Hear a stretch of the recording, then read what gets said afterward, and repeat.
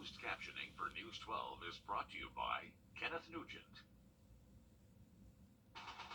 From the station that's on your side, this is News 12 at 6 o'clock. Tonight, the I-Team is digging into a months-long investigation into complaints filed in the Augusta Fire Department. This comes after we got more than 100 documents from the city detailing allegations against multiple people within the department. Our Will Rio's been combing through all of those documents. So, Will, so far from what you found, these are pretty serious allegations. Yeah, that's right. Augusta's Equal Employment Office just wrapped up its investigation into the Augusta Fire Department. Now, it's a very lengthy and extensive it has a lot of allegations of sexual assault, drug use, social media policies involving an adult-only subscription service called OnlyFans. Very extensive allegations going on here. This came to light when a firefighter filed a discrimination and sexual harassment complaint against another firefighter. Now, the investigation found evidence does not support a firefighter discriminated against a female firefighter based on her sex. They found no evidence sexual activities happened between two firefighters at a fire station. Guests of the opposite sex are not allowed in the station after hours. They did find a female firefighter was out on workers' comp, and they should have known that she was not allowed in the station. The female firefighter would often go to other fire stations to hang out and ask for money, and this should have been stopped by the fire department chain of command. Now, the female firefighter also should not have had keys to the station when she was assigned to another station. And when multiple firefighters were sent invitations to join an adult subscription site called OnlyFans, they should have reported it, but they did not. That violated social media policies. So what happens now? Well, the EEO recommends that the female firefighter at the center of this should be terminated because her behavior breaks several policies with the Augusta Fire Department. Disciplinary action should be handed down to firefighters who knew about the OnlyFans account and chose to ignore the situation. Reprimand for a male firefighter involved should be given, and a refresher training on social media policy and an audit for station keys. Now, this is a very extensive report, like we were saying. It's 122 pages, and we'll continue to look into this. We'll keep you updated as we learn more in this investigation. Okay, please do, Will. Thank you. Much more news ahead. Let's give you a live look at In just about 10 minutes. Thanks, Riley. Tonight, the pool contractors at the center of a 4-year-long I-Team investigation are behind bars, waiting to be transferred to a Georgia state prison. These are brand new mugshots for Bruce and Heather Alford, taken not long after a judge sentenced each to 15 years.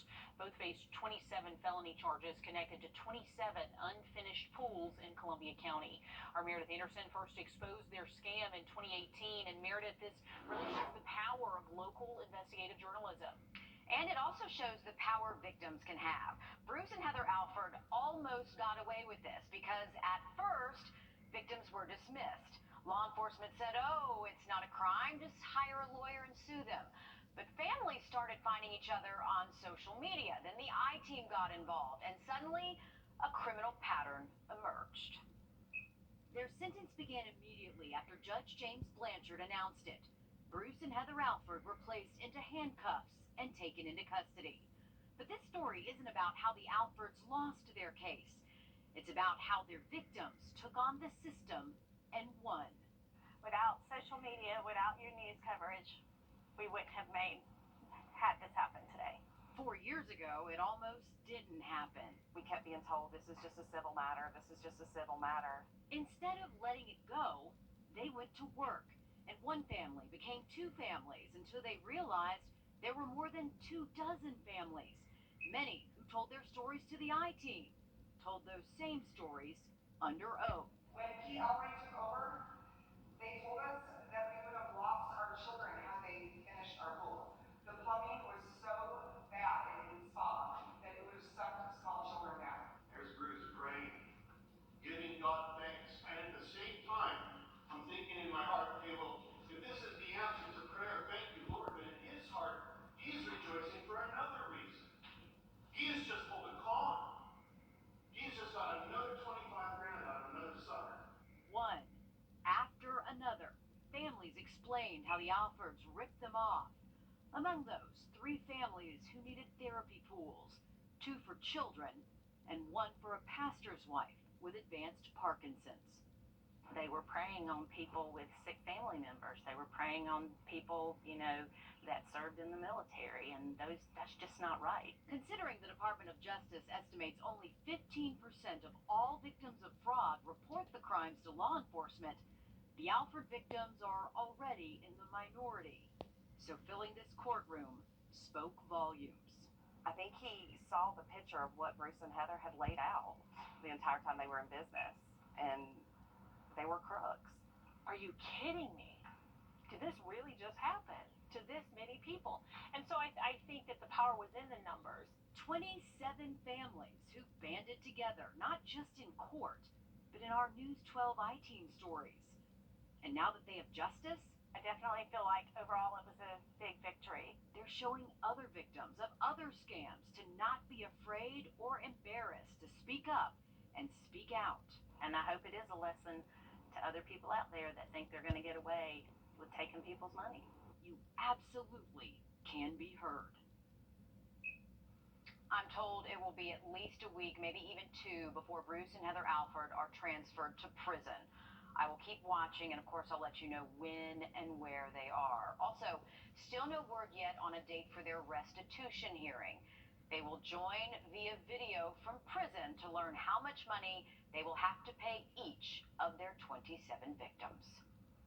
And thank you for your coverage on this, Meredith. She's been following this story for years. You can watch the full series for free on your Roku, Fire TV, or Apple TV device. And if you don't already have our app, just search WRDW. You can download it for free. We're also in the process of uploading the entire court hearing, and we'll let you know when that's complete as well. Also today, we're learning a Richmond County teacher arrested on drug charges last month was also charged with firing a gun into the air outside of a nightclub back in 2019. According to Kenyon Booz's personnel file from the school system, they knew about the arrest and kept him on as a teacher. Documents show Booz was reprimanded for his 2019 incident. The sheriff's office says Kenyon Booz's August drug arrest was for growing magic mushrooms in his home. They say he's also charged with cocaine and marijuana possession, along with the intent to distribute. The school district says Booz faces administrative leave while they make a decision on firing him or suspending him. According to the school district's T.W. Josie High School website, Booz is still listed as an environmental sciences teacher. Also in Richmond County, we have some new information about a suspicious death investigation. The coroner says 38-year-old Tori Holly died in her home on Castle and Point yesterday, just after 1 in the afternoon. Details still limited right now, but we do know an autopsy is scheduled. Georgia Highway Patrol and EPA are teaming up to make sure parents know how to safely secure their kids in car seats. It's all part of National Child Passenger Safety Week. Georgia's Consumer Protection Division has this chart posted to their website showing the age, the weight, the height limits, along with what type of seat your child needs. South Carolina's Department of Public Safety has a similar chart. It's on their website, and we'll link you to all of that on WRDW.com. But experts organized a car seat check at the Bye Bye Baby store in Augusta Exchange this afternoon, just in case you're not 100% sure. It's a great way to have experts give that car seat a check. Saturday, Grovetown Police will hold a similar program. That'll be at Grovetown City Hall. It's going to be from 11 in the morning to 2 in the afternoon, so stop on by. Well, all week long we have seen high temperatures above average, but finally getting back below average as we roll into the weekend. Full forecast just after the break. And we're talking to local businesses ahead of Ironman this weekend, the money generated during the race, and the deals you can take advantage of coming up here. We'll do whatever it takes. Rain is never good for a wedding. Until now. If it rains 1 inch or more on your wedding day, Floyd & Green Fine Jewelers will give you your rings for free. So pray for rain and watch News 12 and NBC 26 this weekend for the weather happening near you.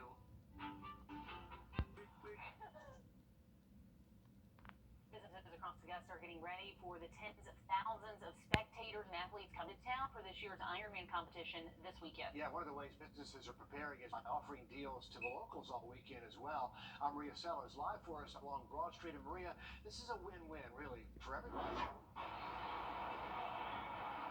Yeah, that's right. They're also for volunteers. The Augusta Sports Council says this event is not only a way to highlight what Augusta has to offer, but also thanks those who are volunteering. And I spoke spoke to some local businesses participating. They say they're happy to be part of the event and are anticipating big crowds. Uborna Coffee Roasters has participated in the initiative for the last 3 years.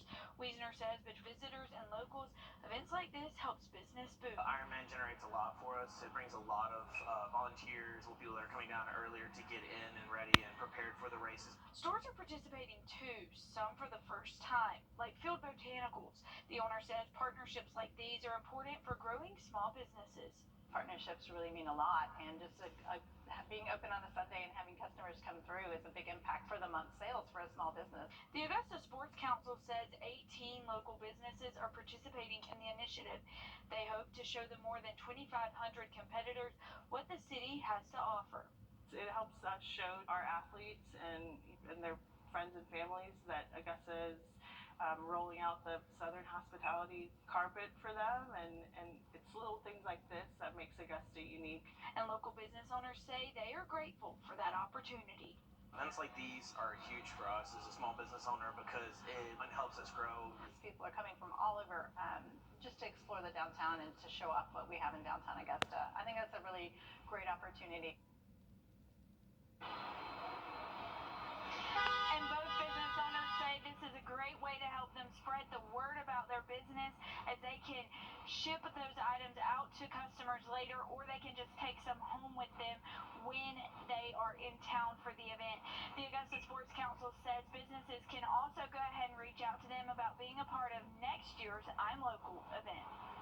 Maria, thanks. You know, the race starts with a swim in the Savannah River. They might want their wetsuits early Sunday morning. That water is going to be kind of chilly. Yeah, I think there's like a threshold that they're allowed to wear wetsuits or not. I think it's 73 degrees, so if that river temperature is above 73, they can't wear the wetsuits, but it's below that, they aren't allowed to, and I think it's going to be right on that line. We don't have a lot of... Down to the minute. I know, we don't have a lot of temperature readings on the river, so I guess it's going to be up to Ironman to kind of take their own measurements with that, but we're going to have some cool nights, so that water temp could definitely drop. It's the first day of fall, and it really doesn't seem like it, does it? I know it. We got close to 100 this afternoon. I mean, we're talking close to record high temperatures. Luckily, no 90s in the forecast anytime soon. We're going to see... Still ahead, local innovation is being recognized across the Southeast for helping veterans back on their feet and moving around. We'll introduce you to one veteran testing out the mobility aid next. The live on Maximum compensation possible. A veteran getting help just moving around again with the help of an invention developed right here in the river region. While he was serving in Iraq, his team was hit with a roadside bomb. Since then, he's had a hard time walking on his own, but as our Nick Veland shows us, researchers in Augusta are getting recognition all across the region for the work they're doing.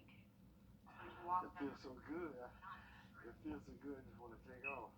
In 2004, Wayne Floyd and his team was hit with a daisy chain, which is 8 IEDs going off at once.